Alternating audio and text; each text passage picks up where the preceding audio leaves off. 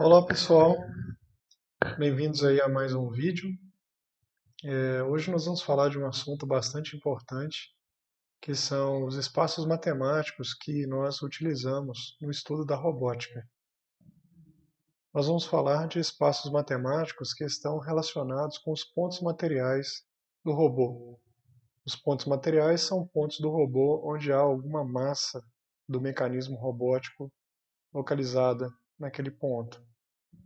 E a massa, evidentemente, é algo importantíssimo no contexto de dinâmica de robôs, em que nós estudamos as acelerações produzidas pelas forças e pelos torques.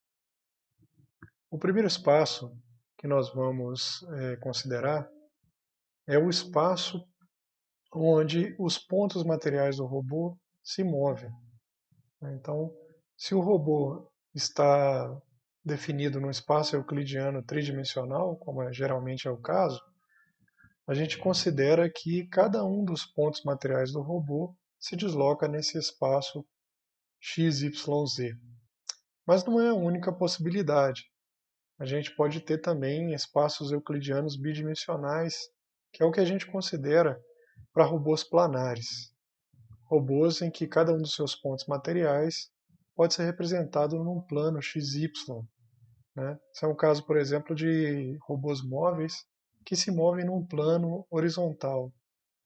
Além disso, se a gente considera que existem certos pontos nesse espaço que não podem ser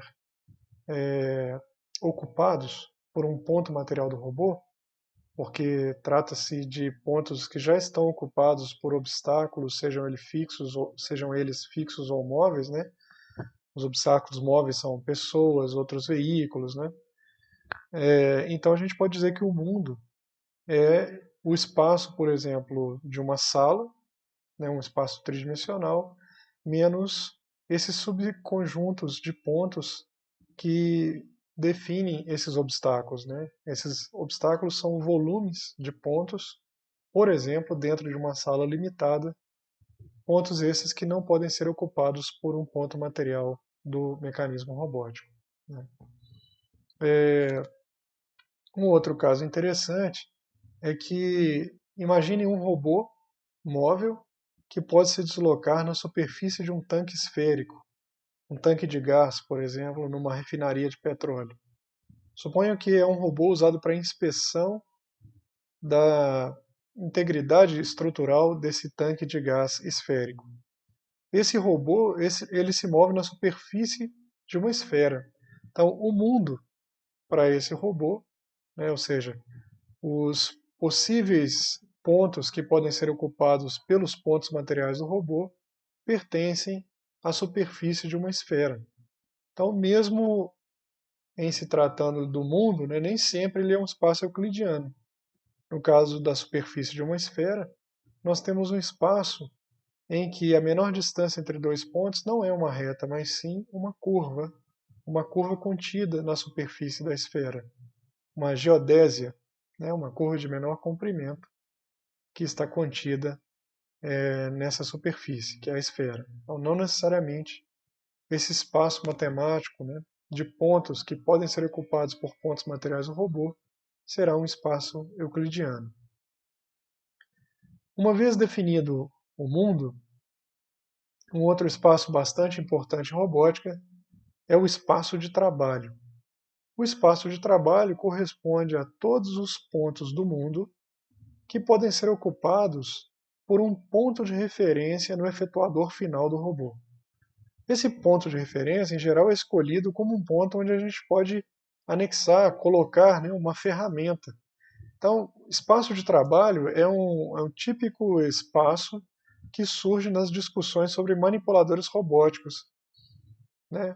Os manipuladores robóticos, para eles, é muito comum a gente imaginar a colocação de uma ferramenta no efetuador final. Né? O espaço de trabalho de um manipulador robótico ou de um robô, a gente pode estender isso também para robôs, pensando que, dado um robô qualquer, se a gente elege um ponto específico de referência e pensa no volume que é varrido quando esse robô se movimenta livremente, né, Esse volume varrido é o espaço de trabalho do robô. Esse espaço de trabalho ele pode ser caracterizado de duas maneiras. Eu tenho um espaço de trabalho alcançável, Reachable Workspace, que é o conjunto de pontos que podem ser alcançados por esse ponto de referência especial do robô. Em geral, como já disse, né, um ponto no efetuador final. E uma outra caracterização, muitas vezes muito mais útil, é como um espaço de pontos que não apenas podem ser alcançados por esse ponto de referência no efetuador final, mas que, uma vez que seja possível colocar esse ponto de referência do efetuador final naquela posição do mundo, também para pontos desse espaço de trabalho hábil ou de destreza, é possível assumir uma orientação arbitrária. Né? Pense no manipulador robótico. Um manipulador robótico que estende-se completamente numa determinada direção. Então ele consegue levar um certo ponto de referência até uma situação limite no final da sua extensão.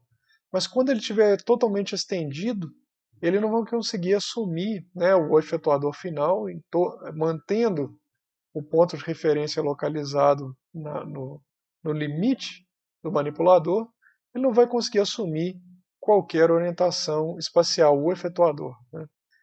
Então a gente logo vê que o espaço hábil, ou o espaço de destreza, né, que é o Dexterous Workspace, ele é um subconjunto do espaço alcançável, do espaço de trabalho alcançável.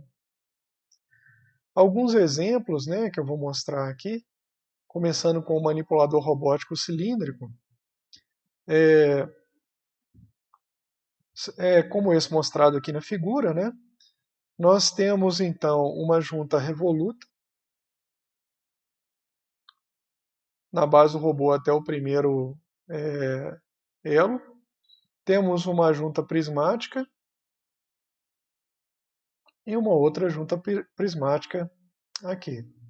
Variando os valores de θ1, D2 e D3, nós conseguimos posicionar esse ponto de referência no efetuador final dentro desse volume que está mostrado aqui na figura. Esse volume coberto mostrado aqui na figura, certo? Ele é varrido ao se variar os valores de θ1, D2 e D3.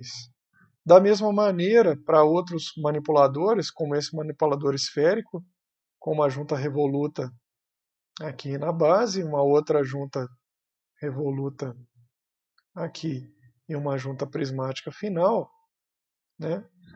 A partir da variação desses três valores, eu consigo então varrer esse volume que está mostrado na figura. Né? Faço com que esse ponto vermelho de referência varra todo esse volume mostrado na figura.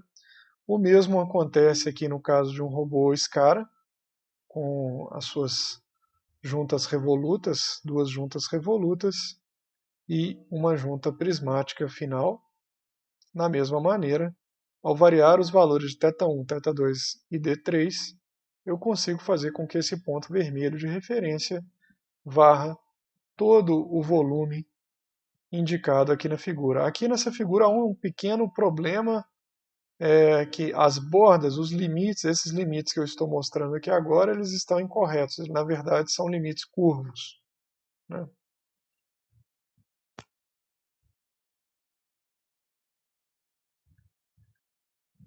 E, finalmente, né, um manipulador planar, que também é esse mostrado na figura aqui com 3 graus de liberdade.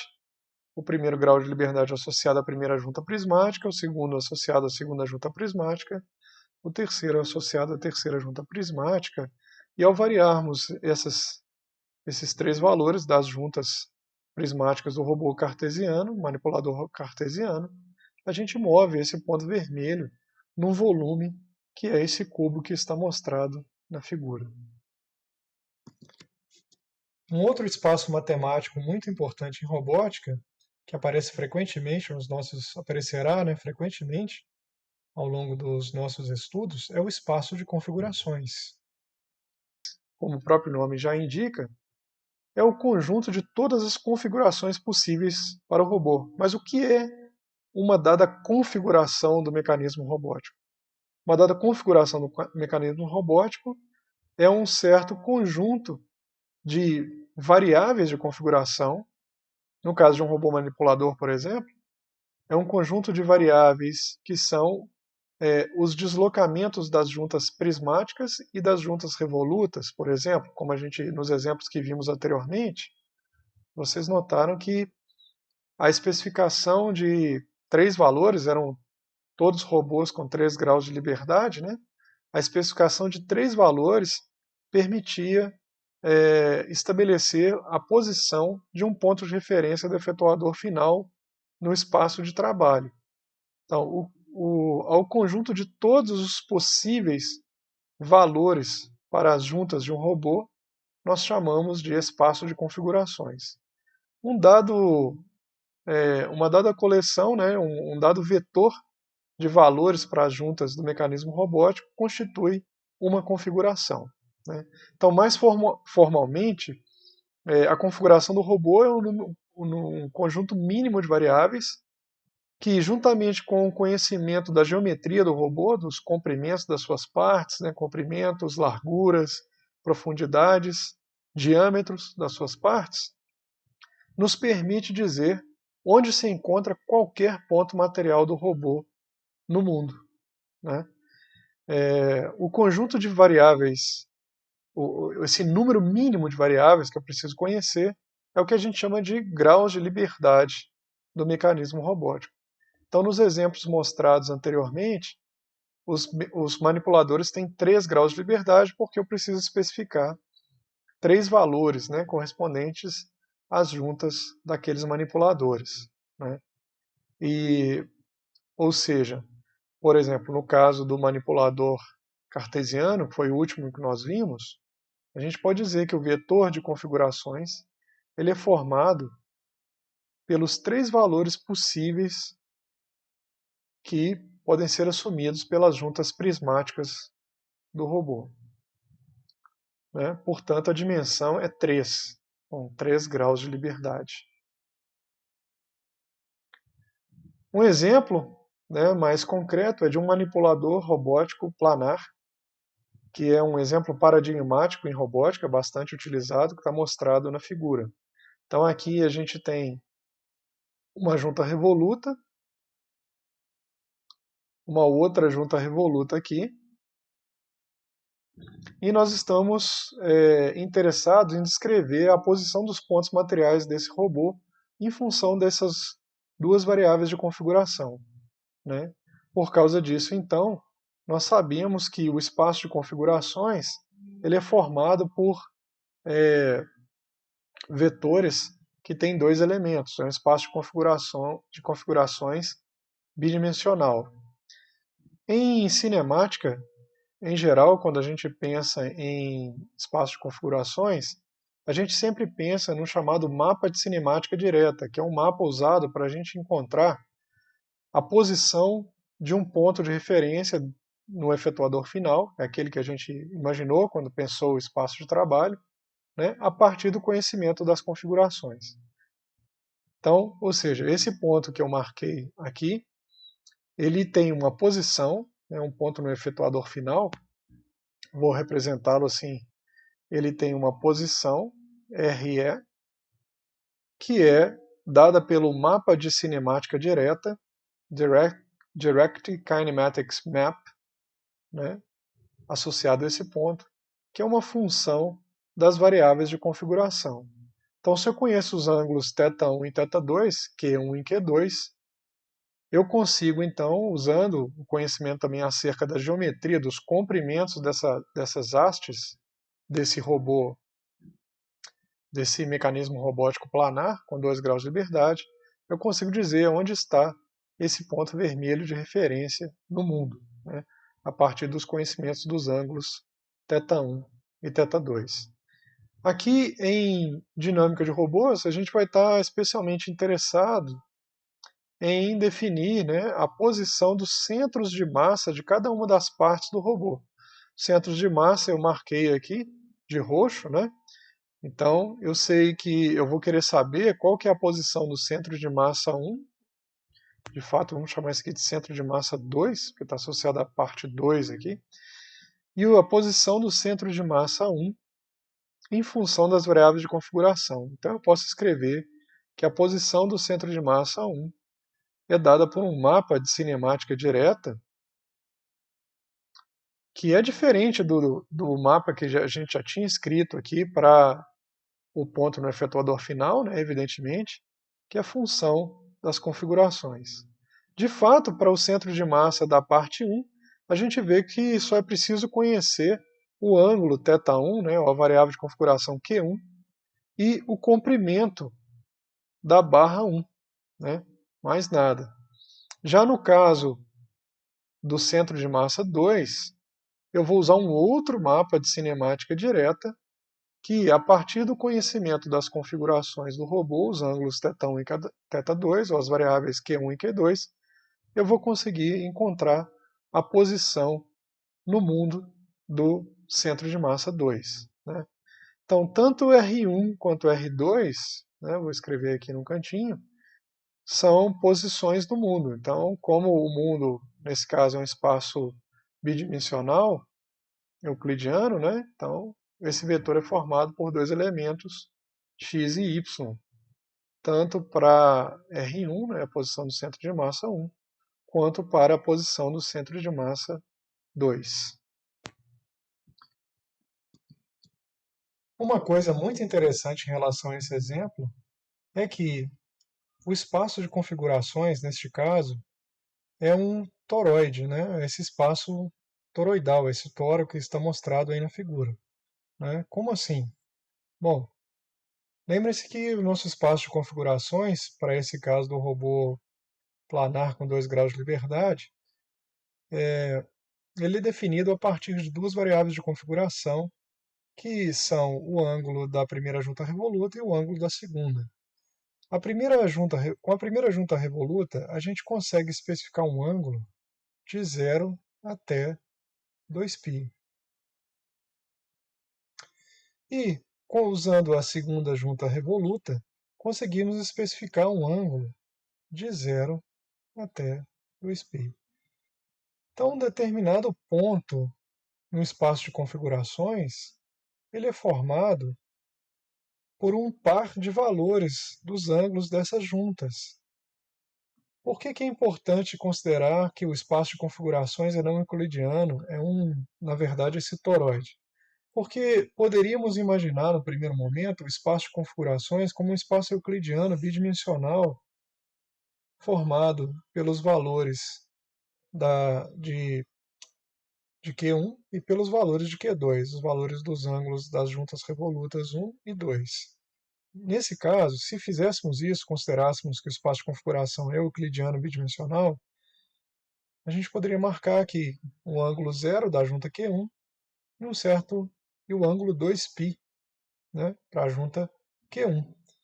E um determinado valor, um determinado ponto no espaço de configurações, esse daqui, se nós comparássemos com esse outro que eu marquei, aparentemente eu poderia concluir que uma configuração está distante da outra, quando na verdade elas estão praticamente no mesmo lugar fisicamente. Por quê? O ângulo 0 para a junta 1 é igual ao ângulo 2π. E essa identificação, né, de 0 com 2π, tanto para a junta 1 quanto para a junta 2, só pode ser feita se representarmos corretamente o espaço de configurações como o espaço que é a superfície de um toro, como mostrado na figura.